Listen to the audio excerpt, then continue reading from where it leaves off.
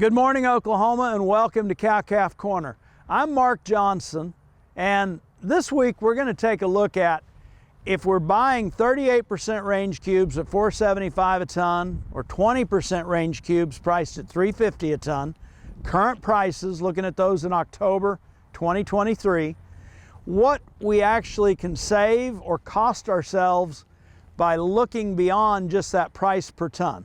Last week we determined that in 38% range cubes, our cost per unit of protein we're actually purchasing works out to about 62.5 cents a pound, whereas in those 20% cubes, it's going to be costing us about 87.5 cents per pound.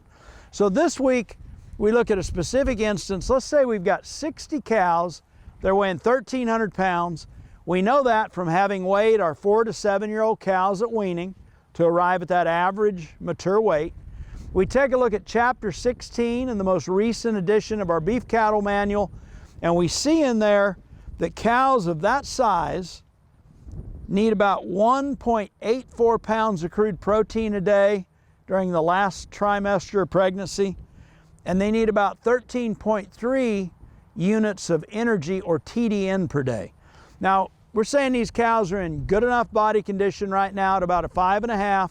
We're trying to maintain them that way for about 100 days going into calving season sometime early in 2024. So, say for example, we're grazing dormant native plants right now. We'd assume those cows are going to consume about 1.9 to 2% of their body weight in forage dry matter per day.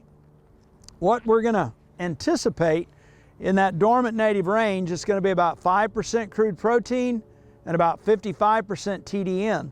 So if we take that 25 pounds a day intake, multiply it by 5% or 0.05, they're going to ingest about 1.25 pounds a day of crude protein, which is going to leave them deficient by about 0.59 pounds a day of crude protein.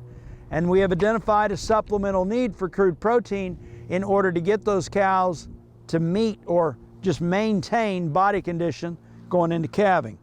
That same 25 pounds a day intake, when we relate that to energy or TDN, they're actually going to take in about 13.75 pounds a day of energy, so they're going to meet their energy requirement. And yet, crude protein has become the limiting factor, and we know we've got to supplement in order to meet that need. So that 0.59 pounds a day we need, we're just going to round it off to 0.6. Those 20% cubes, it's going to take about 3 pounds of them a day supplemented to meet this nutritional requirement.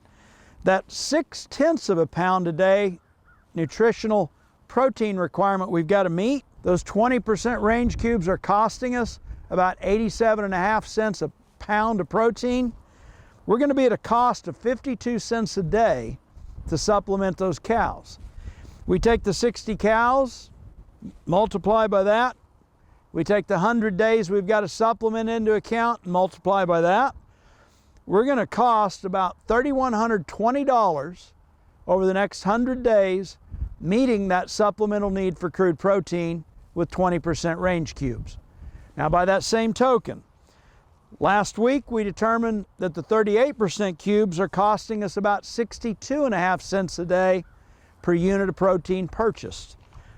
We're going to have to feed about 1.58 pounds of those a day at 38% to meet that 0.6 of a pound a day nutritional deficit. That 0.6 multiplied by 0.625 means it's going to cost us 37 cents a day. Multiply that by the 60 cows, multiply that by the 100 days, we're going to have a cost of $2,220 meeting that supplemental need for protein from feeding the 38% range cubes.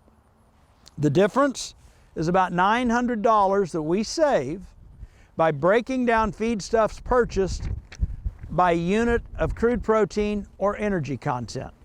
The situation we're working through, we need to supplement energy. Our most cost-effective means of doing that is using those 38% cubes priced at $475 a ton because they're less expensive on a per unit of crude protein we're purchasing. I hope this helps, and thanks for joining us this week on Cow-Calf Corner.